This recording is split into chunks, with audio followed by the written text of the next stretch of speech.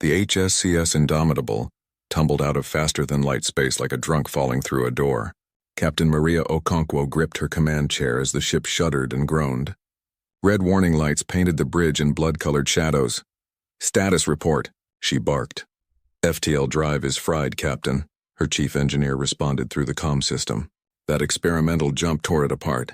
We're stuck on conventional engines until I can patch it together." Maria cursed under her breath. The Indomitable was supposed to be exploring the outer edges of human space, not jumping blind into unknown territory. But the politicians back on Earth wanted faster FTL technology, and they wanted it now. So they pushed. They always pushed. "Where are we?" she asked. Her navigation officer, a young woman named Chen, stared at her screens with wide eyes. "Captain, I don't recognize any of these star patterns. We're not just outside human space. We're way outside." The bridge fell silent. 800 people on this ship. 800 souls that Maria was responsible for. And now they were lost in a part of the galaxy no human had ever seen. "All right," Maria said, forcing her voice to stay calm. "We've been in tight spots before. Chen, start mapping local space. Communications. Send out a standard first contact package on all frequencies. Engineering, I want that FTL drive operational in 72 hours. Yes, ma'am, the crew got to work." They were good people, Maria thought. Most of them were veterans of Earth's recent civil war. They knew how to keep their heads when everything went wrong. 3 hours later, Communications Officer Rodriguez sat up straight. "Captain, we're getting a response." "Already?" Maria felt her stomach tighten. "Put it through." The main screen flickered to life. What appeared on it made several crew members gasp. The being on the screen had 6 eyes arranged in 2 rows across a flat face. Its skin was a pale blue color, and it wore some kind of uniform covered in symbols. "This is Captain Maria Okonkwo of the human space cruiser Indomitable," Maria said slowly. "We come in peace. Our ship malfunctioned and we appear to be lost." The alien's mouth moved. A moment later, the translation software kicked in.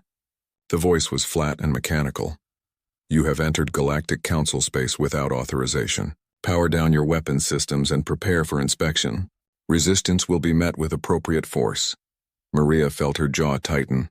She'd heard demands like that before. During the Civil War, the enemy always used the same tone right before they attacked. "We are not powering down anything until we know your intentions," Maria responded. "We are happy to talk, but we will not make ourselves defenseless in unknown space." The alien's 6 eyes seemed to narrow. "You do not understand. This is not a request. This is galactic law. All unauthorized vessels must submit to inspection. You have 10 minutes to comply." The screen went black. "Captain?" Rodriguez looked worried. "What do we do?" Maria stood up from her chair. Every instinct she had developed over 20 years of military service was screaming at her. The Civil War had taught her one vital lesson. Never give up your weapons when someone demands them. "That's how you die. Bring weapons online," she ordered. "Shields to maximum. Navigation, plot us an escape route. If they want to inspect us, they can ask nicely." "Captain, look." Chen pointed at her screen. 3 ships had appeared on their sensors. They were closing fast and they were big. Bigger than the Indomitable. "They're locking weapons on us," Rodriguez said, his voice rising. "Evasive maneuvers," Maria snapped. "But do not fire unless they fire first." The Indomitable banked hard to port. The 3 alien ships moved to surround them in a triangle formation. Then all 3 fired simultaneously. The shots went wide. They weren't even close to hitting the ship. "Warning shots," Maria's tactical officer said. "They're trying to make us stop." But Maria had seen this tactic before.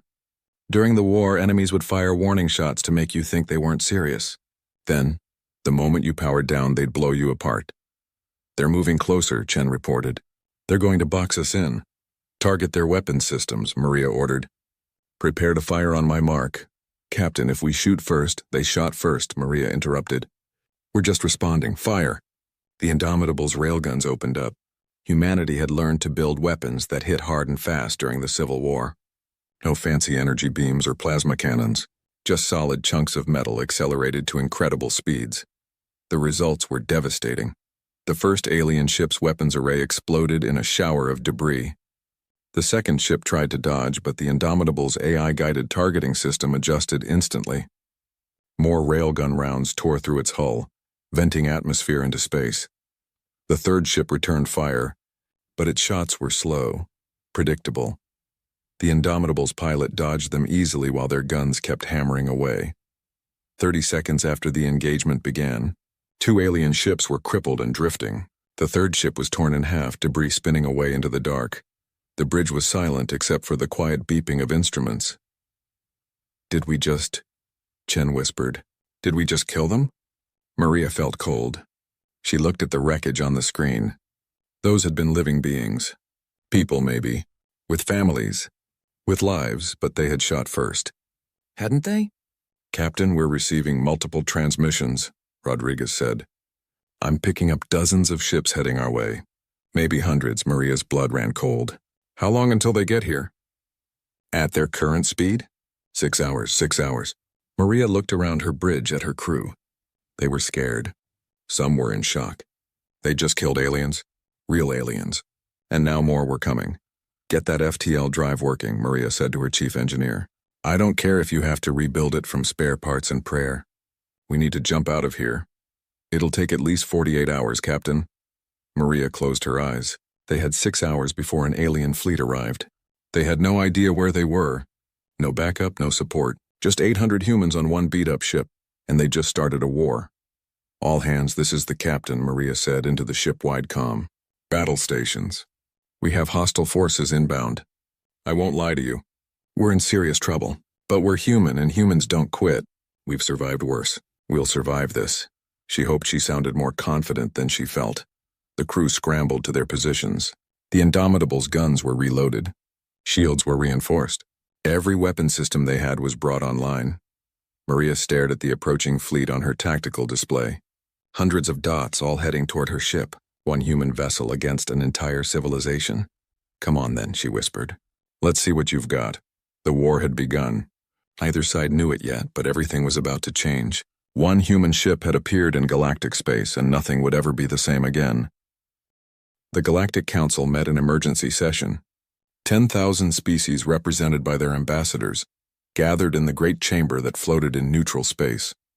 The chamber had not been used for a war council in over 2,000 years. Ambassador Telmoth of the Velkrin stood before the assembly.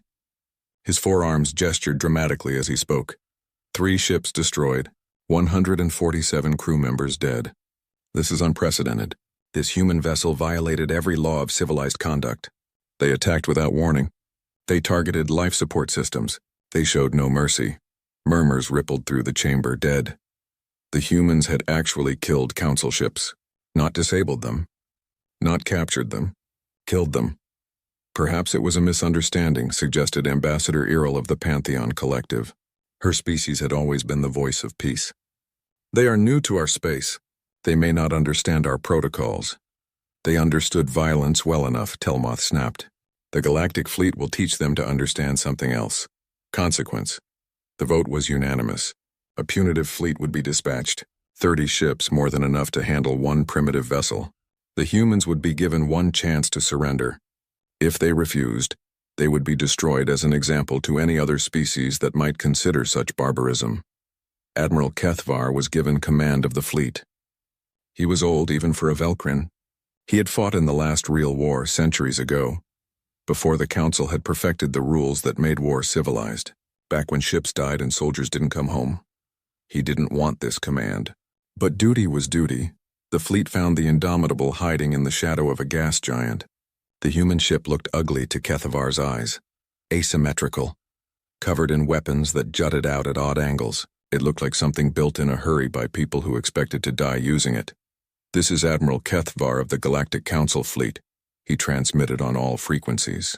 "You are charged with unprovoked violence against Council vessels. Power down your weapons and prepare to be boarded. You have 1 hour to comply. After that, we will use force. 1 hour." That was the standard time allowed. It gave both sides time to prepare, to position their ships according to the proper formations. War was supposed to be predictable, controlled. The humans didn't wait 1 hour, they didn't even wait 1 minute. The Indomitable erupted from behind the gas giant at full thrust. But it wasn't heading toward Kethavar's fleet. It was heading toward the moon orbiting the gas giant. "What are they doing?" his tactical officer asked. Kethavar watched in confusion as the human ship dove toward the moon, skimming so close to its surface that it disappeared from their sensors for a moment. Then it reappeared, moving 3 times faster than before. They used the gravity well to slingshot, Kethvar realized with shock. They're coming straight at us. Impossible. No one fights like that. They'll tear their own ship apart from the stress. But the humans had done it anyway, and now they were coming in at attack speed, all weapons firing. The fleet tried to respond, but they were still in approach formation. They hadn't moved into battle positions yet. The rules said you had to give the enemy time to prepare. The humans didn't care about rules. Railgun rounds tore through 3 ships before they could even raise their shields. Missiles streaked across space, not heading for weapon systems like they should, but for engine cores and life support. Return fire, Kethvar ordered. His fleet responded, but their shots were calculated to disable, not destroy. Every galactic weapon system had safety protocols built in. You didn't kill. You didn't have to. You just damaged enough to force surrender. The humans had no such protocols. Kethvar watched in horror as ship after ship fell silent. Not disabled, but dead. The humans fought like animals. No, worse than animals. They fought like his own ancestors had fought before civilization tamed them. When the Indomitable ran low on ammunition, it did something else unthinkable. It rammed one of his cruisers, using its reinforced bow to tear open the other ship's hull before breaking away. All ships, fall back, Kethvar ordered. Reform at Rally Point Delta. Admiral, we outnumber them 30-1. I said fall back. The fleet retreated. Kethvar stared at his tactical display. Of his 30 ships, 9 were completely destroyed. 16 more were badly damaged. Only 5 ships, including his flagship, were still combat ready. 1 human ship had done this. Get me a secure channel to the Council, Kethvar said quietly. They need to know what we're dealing with. But before he could send the message, something else happened. One of his damaged ships, the cruiser Steadfast, reported intruders. Intruders? We're in space. How? The humans, Admiral. During the ramming attack, they must have sent boarding parties across. Kethvar felt his blood run cold. Seal all compartments. Security teams to the breach sections. But it was too late. The humans moved through the Steadfast like they'd been born to ship combat.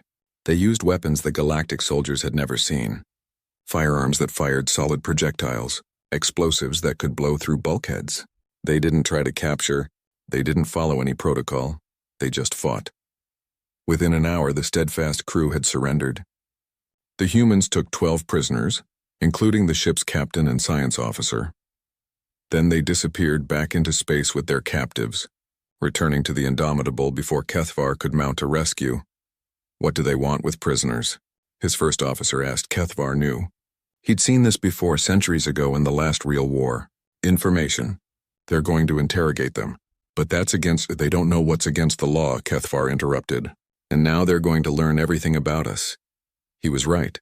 Over the next few weeks, the humans extracted everything they could from their prisoners.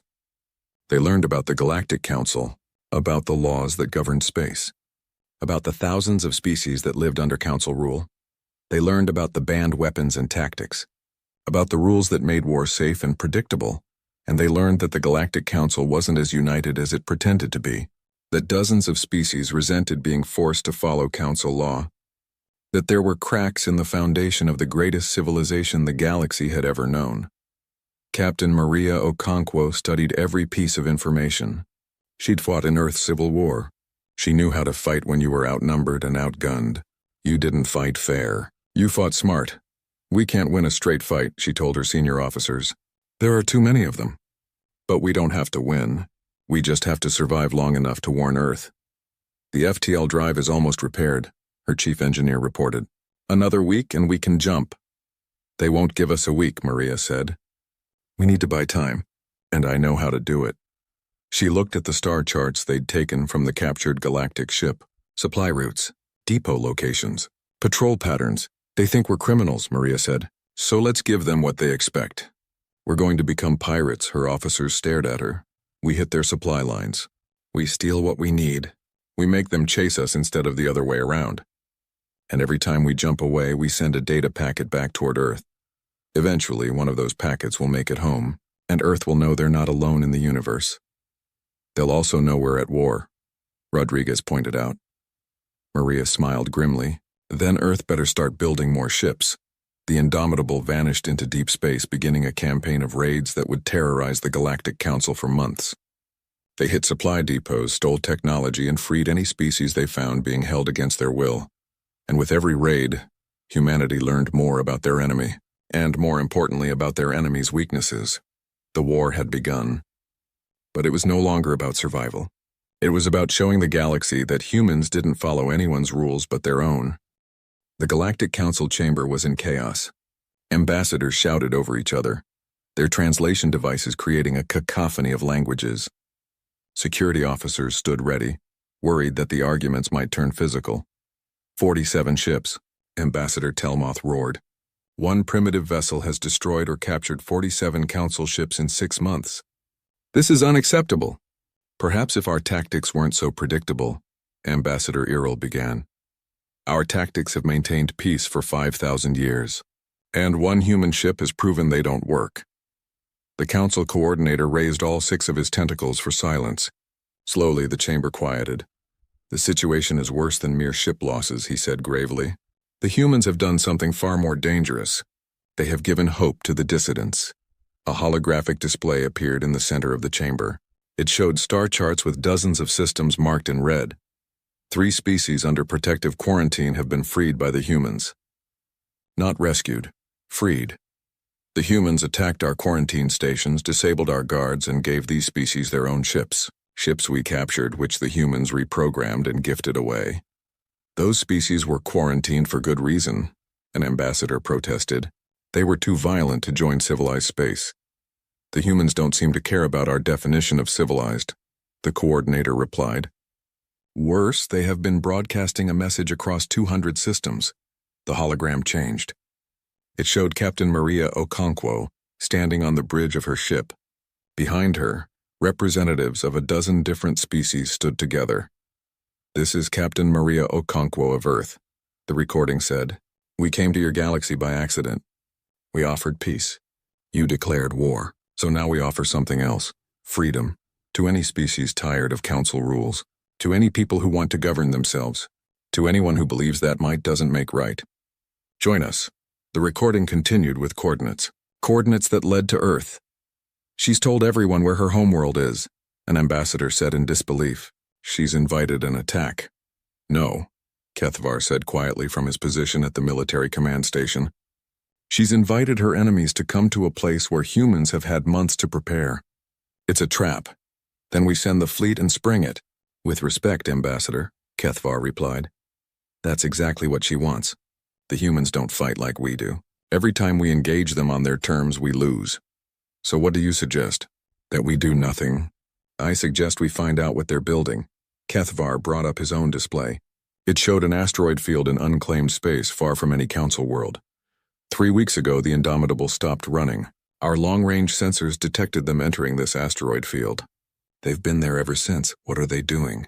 I sent a reconnaissance fleet to find out. All 12 ships. None returned. But before they were destroyed, they sent back automated data. The hologram changed again. What it showed made the entire chamber fall silent. The asteroid field had been transformed. Hundreds of asteroids had been hollowed out and connected by tunnels and docking tubes. Weapons platforms dotted the field like deadly flowers, and docked throughout the complex were ships. Council ships. Captured vessels that had been torn apart and rebuilt with human technology. They've built a fortress, someone whispered. Worse, Kethvar said. They've built a shipyard. They're not just repairing captured vessels. They're building new ones. And they're not alone. The image zoomed in. Among the human workers, other species moved. The Kresh, freed from quarantine, worked alongside humans on weapon systems. The Torvin, another species the Council had deemed too primitive, helped construct hull plating. A dozen species that the Council had suppressed or controlled were now working together. This is treason, Telmoth declared. Those species are under Council protection. They don't want our protection, Iril said softly. I've been reviewing the humans' broadcasts. Do you know what they call us?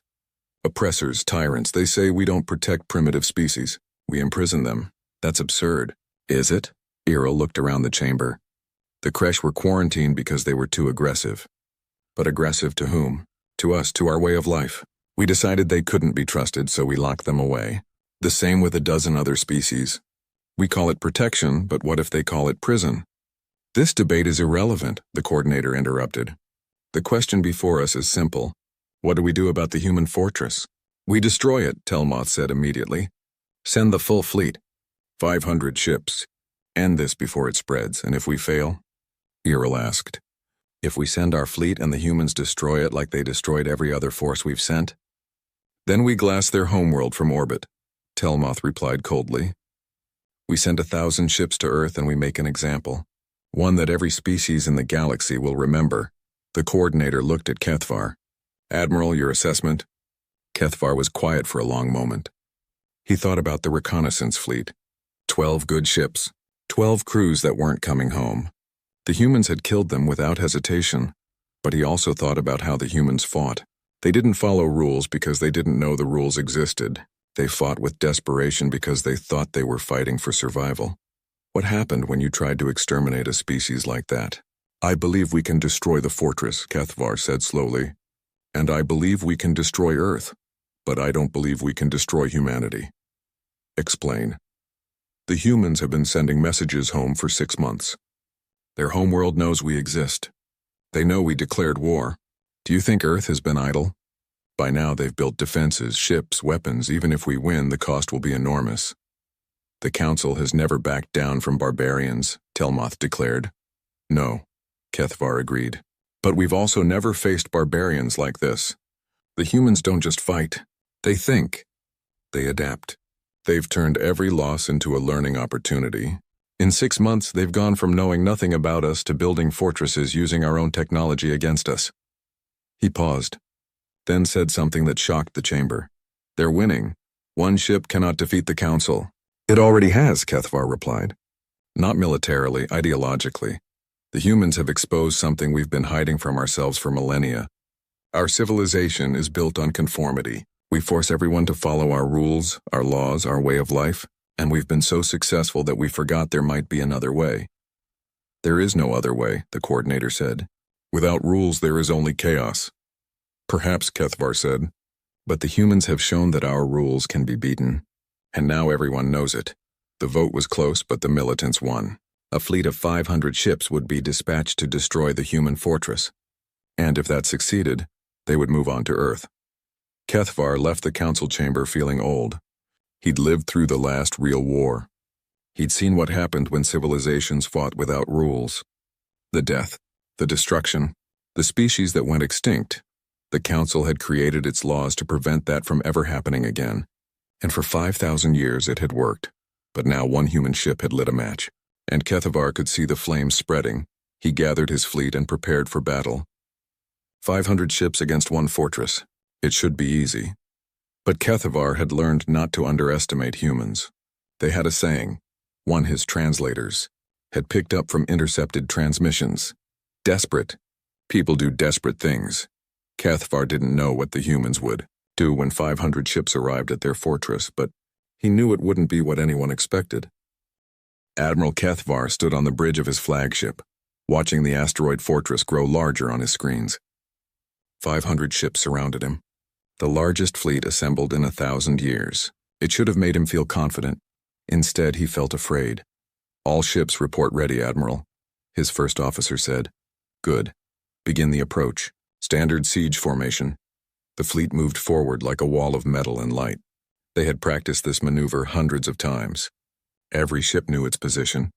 Every weapon was ready. The human fortress was silent. No communications. No movement. Just darkness among the asteroids. They know we're here. Kethvar muttered. Why aren't they responding? Perhaps they're evacuating, his tactical officer suggested. They know they can't win. Kethvar didn't believe that for a second. Humans didn't evacuate. They fought. Then the trap sprang. The asteroids weren't asteroids. Half of them were hollow shells filled with weapons. Railguns erupted from hidden bays. Missiles streaked out of concealed tubes. And the weapons didn't fire at random. They fired with coordination that could only come from a sophisticated AI. Evasive action, Kethvar ordered. But his fleet was in siege formation. Slow. Predictable. Built for overwhelming force against a static target. Not for this. The first wave of missiles hit before his ships could even raise full shields. 30 vessels took damage. 10 went dark completely. Return fire. All batteries. His fleet responded with overwhelming firepower. Energy beams lanced across space, turning asteroids into glowing slag. But for every weapon platform they destroyed, 2 more revealed themselves. Then the captured ships attacked. They had been hiding deeper in the asteroid field, powered down and invisible. Now they roared to life, their engines burning bright. But these weren't council ships anymore. The humans had stripped them down and rebuilt them. They were faster now, more aggressive, and their weapons ignored every safety protocol. One of the converted ships rammed straight into a council cruiser, detonating itself in a massive explosion that took the cruiser with it. "They're using suicide tactics," someone said in horror. But Kethvar understood. Those ships had skeleton crews, maybe just 1 or 2 people. The humans were trading their lives to take out ships with hundreds of crew members. It was efficient. It was ruthless. It was working. "Focus fire on the converted vessels," Kethvar ordered. "Ignore the asteroids." His fleet adjusted, pouring fire into the attacking ships. They started to fall, breaking apart under concentrated fire. But they'd already done their damage. Then something worse happened. The fortress itself began to move. The asteroids weren't just weapons platforms. They were connected by massive engines hidden throughout the field. The entire fortress was mobile, and it was moving to cut off the fleet's escape route. Kethvar felt his blood run cold. The humans weren't trying to win this battle. They were trying to trap his entire fleet. All ships full retreat, break formation and scatter. But as his ships tried to pull back, the fortress revealed its final trick. Clouds of debris that had seemed like battle damage suddenly came to life. Thousands of small drones, each one packed with explosives. They swarmed toward his ships like angry insects. Point defense systems tried to shoot them down, but there were too many. Dozens got through, attaching to hulls and detonating. They couldn't destroy ships, but they didn't have to. They damaged sensors, weapons, engines. They turned proud warships into wounded animals. "We're losing formation," his first officer shouted. "Half the fleet is reporting major damage." Kethvar made a decision. "All ships retreat Vector Omega. Maximum thrust. Leave the damaged vessels behind." "Admiral, we can't save them," Kethvar interrupted. "If we stay, we all die. Move now." 200 ships broke free of the fortress, fleeing at maximum speed. 200 more were left behind, crippled or destroyed. And then the humans did something that made Kethvar understand exactly how ruthless they were. The fortress exploded. Not just one asteroid. All of them. Every single connected piece of the fortress detonated in a chain reaction that lit up space like a newborn star. The explosion consumed everything within the asteroid field. The damaged council ships, the fortress itself, and Kethvar realized with cold certainty, any humans who had been left behind. They'd sacrificed themselves. Hundreds of people, maybe thousands, including the allied species. They'd known the fortress was doomed, so they turned it into one final weapon. The shockwave hit his retreating fleet, damaging dozens more ships. When the light faded, there was nothing left but expanding debris and radiation. Kethvar stared at the empty space where the fortress had been. Of his 500 ships, only 150 were still combat-ready. The rest were destroyed or too damaged to fight. One fortress, one desperate human gambit, and they'd killed or crippled 350 ships. "Admiral," his communications officer said quietly, "we're receiving a transmission. From the humans, put it through." Captain Maria Okonkwo appeared on the screen. She looked tired, scared, but her voice was steady. "Admiral Kethvar, I know you can hear this.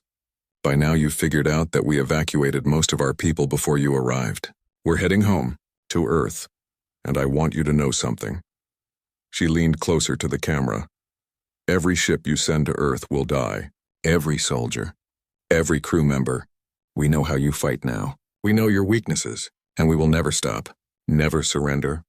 You want to exterminate humanity? You're welcome to try, but we'll make you bleed for every inch." The transmission ended. Kethvar's first officer looked at him. "What do we do, Admiral?" Kethvar thought about the last real war, the one he'd fought in as a young officer. He remembered the species his people had fought against. They'd been brutal, savage. They'd refused to follow any rules. The Council had exterminated them. Every last one. It had taken 10 years and cost millions of lives, but they'd done it. And Kethvar had never forgiven himself for being part of it. He looked at his remaining fleet. Good ships, good crews. If he followed them to Earth, more would die. Maybe all of them. The humans would fight like cornered animals because that's what they were. But if he reported failure to the Council, they'd send more ships. 1,000 ships. 10,000 if necessary. They'd destroy Earth from orbit, kill every human and call it justice unless someone stopped them. Get me a secure channel to Earth, Kethavar said quietly. Admiral, I'm not following them. I'm going to talk to them. The Council ordered. The Council has been wrong before, Kethavar interrupted. He looked at his first officer. I'm old. I remember the last species we exterminated. Do you know what we told ourselves afterward? Never again. We'd never let ourselves become monsters again. That's why we created the rules, the protocols, the civilized way of war. He gestured at the debris field, but we forgot something. We forgot that the rules only work if both sides agree to follow them. The humans don't know our rules, and even if they did, why should they follow them? We declared war on them. We tried to kill them. From their perspective, we're the monsters. So what do you propose? I propose we try something the Council hasn't done in 5,000 years, Kethavar said. I propose we admit we were wrong. His first officer stared at him. The Council will never agree to that. Then the Council will have to court-martial me, Kethavar replied. Because I'm not sending my people to die for a war that never should have started. He looked at the communication screen, waiting for the channel to Earth to open. Get me Captain Okonkwo, he said. It's time we talked. Really talked. Not as enemies, but as two people who've seen enough death. The signal went out across space, carrying a message that would change everything. Not a declaration of war, but an offer of peace. The Indomitable limped into Earth orbit 3 days ahead of Kethavar's fleet. Captain Maria Okonkwo stood on the bridge, looking down at the blue and green planet below. Home. She'd thought she'd never see it again. Captain, you need to see this, Rodriguez said, awe in his voice. Maria looked at the tactical display and felt her breath catch. Earth's orbit was filled with ships. Hundreds of them, thousands. Humanity had been busy, they weren't pretty ships. Most looked like the Indomitable, cobbled together from whatever materials Earth could produce. But they were armed, and they were ready. Open a channel to Earth Defense Command, Maria said. A face appeared on the screen. Admiral Chen, commander of Earth's newly formed Space Defense Force. She was young for an admiral, barely 40. But then, humanity had promoted people fast once they learned they weren't alone in the universe. Captain Okonkwo, welcome home. We received your data packets. All of them. How long do we have? Galactic fleet will arrive in 72 hours. We're detecting 150 ships. Chen's expression was grim. We have 10,000 ships to meet them. But our intelligence suggests galactic ships are more advanced. They are, Maria confirmed. But they follow rules. We don't. That's our advantage. We've studied your battle reports. Every tactic you used we've incorporated into our doctrine. We're as ready as we can be. Maria felt a weight on her chest. 10,000 ships. Millions of people. All preparing to fight because she'd started a war. Admiral, there's something you should know. Kethavar, the Galactic Admiral, he sent me a message. He wants to talk. Chen's eyes narrowed. It could be a trap. It could be. But I don't think so. I've fought Kethavar 3 times now. He's not like the others. He's old enough to remember what real war looks like. And I don't think he wants this. What do you want to do? Maria thought about her crew. 800 people who'd followed her across the galaxy and back. About the allied species who'd died at the fortress. About Earth preparing for a war that might destroy everything. Set up a meeting. Neutral ground. A station in the outer system. No weapons, just talk. And if he attacks, then we destroy his fleet and prepare for the next one. Maria looked at Earth below. But if there's even a chance we can end this without more death, we have to try. The meeting was held on a mining station at the edge of Earth's solar system. Maria brought only her senior officers. Kethavar brought his command staff. Both sides were armed, but the weapons stayed holstered. Maria saw Kethavar for the first time in person. He was tall, even for his species, with 4 arms that moved with military precision. But his eyes were old, tired. She recognized that look. She saw it in her own mirror every morning. Captain Okonkwo, Kethavar said. The translator rendered his voice as deep and formal. Thank you for agreeing to meet, Admiral Kethavar. I'll be honest. I'm not sure why we're here. Your council declared war on us. They tried to kill us. Why should we trust anything you say? You shouldn't, Kethvar replied bluntly. Trust must be earned. But I believe we can end this war before it destroys both our peoples. Your people started it. Yes. The simple admission shocked Maria. We did. We applied our laws to a species that knew nothing about them. We treated you as criminals when you were victims. And when you defended yourselves, we declared war instead of admitting our mistake. He leaned forward. All four arms spread in what Maria's translator indicated was a gesture of honesty. The Galactic Council is fracturing, Captain. Your rebellion has inspired dozens of species to question Council authority. Some have already declared independence. Others are preparing for war. The Council I serve is dying, killed by its own arrogance. Good, Maria said flatly. From what I've seen, the Council deserves to die. Perhaps. But when it dies, it will take millions of innocent people with it. Galactic civilization is 5,000 years old. Trillions live under its protection, however flawed that protection is. If it collapses into civil war, the death toll will be unimaginable. So what do you want from us? I want you to help me rebuild it, Maria laughed. She couldn't help it.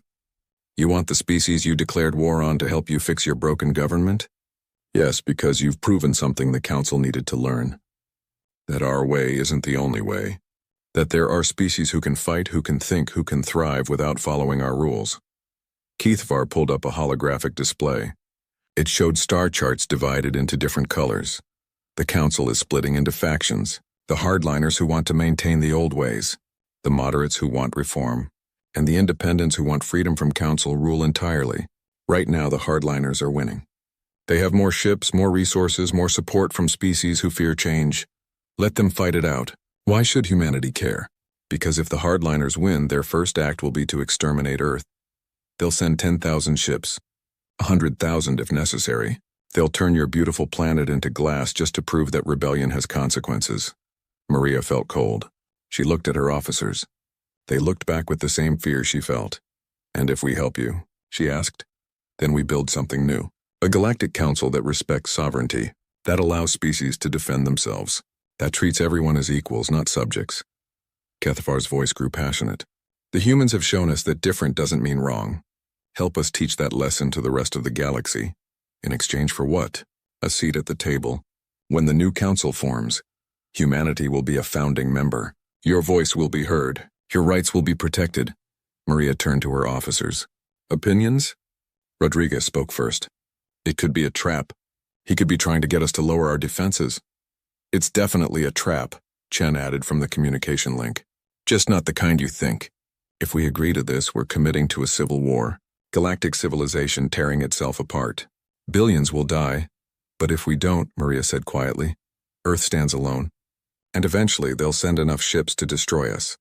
She looked at Kethvar. I need to consult with my government. But personally, I have one question. Why should we believe you? You served the council your entire life. Why betray it now? Kethvar was quiet for a long moment. Then he spoke. Because I'm old enough to remember the last species we exterminated. I was there. I fired the weapons. I followed orders. And when it was over, when every last one of them was dead, I asked myself if it was worth it, if following the rules was more important than mercy. His voice dropped to almost a whisper. I told myself it was, that we had no choice. That civilization required difficult decisions. But I was wrong. And I've spent centuries trying to make up for that mistake. He looked directly at Maria. Don't make me live with another genocide on my conscience, Captain. Help me be better. Help my people be better. Maria saw the truth in his words. He was exactly what she'd suspected. A good soldier who'd followed bad orders and spent his life regretting it, just like half the veterans of Earth's civil war. I need to speak with Earth's government, Maria said. Give me 48 hours. Of course, the meeting ended. Maria returned to the Indomitable and sent a full report to Earth. The debate that followed was intense. Some wanted to refuse Kethvar's offer and fight. Others saw it as humanity's best chance for survival. The vote was close, but in the end, pragmatism won. Earth couldn't defeat the entire galaxy alone. But with allies, with species who wanted change, maybe they could build something better. Maria sent Kethvar their answer. Yes, the Galactic Civil War lasted 5 years. It was brutal. Thousands of ships destroyed. Billions displaced. Entire species forced to choose sides. But slowly, painfully, the reformists won. The old council fell. A new one rose in its place, built on principles humanity had helped write: sovereignty, self-determination, the right to defend yourself. Maria Okonkwo stood in the new council chamber as Earth was formally inducted as a founding member. Cathvar stood beside her, now retired from military service but serving as an advisor to the new government. One ship, he said quietly. That's all it took. One human vessel appeared in our space and changed everything. Maria smiled. We're good at that. Humans, I mean. We're terrible at following rules. The galaxy is better for it. They stood together looking at the assembled ambassadors, representatives of 1,000 species, all equal now, all free to govern themselves, all united not by force but by choice. The Indomitable was preserved in Earth orbit as a monument. Tourists came from across the galaxy to see the ugly asymmetrical ship that had started a war and ended an empire. But Maria knew the truth. The Indomitable hadn't started the war. Fear had, pride had. The arrogance of believing there was only one right way to live. Humanity had simply refused to accept that arrogance. And in doing so, they'd freed the galaxy, one vessel, 800 people, and the willingness to fight for what they believed was right. Sometimes that's all it takes to change the universe.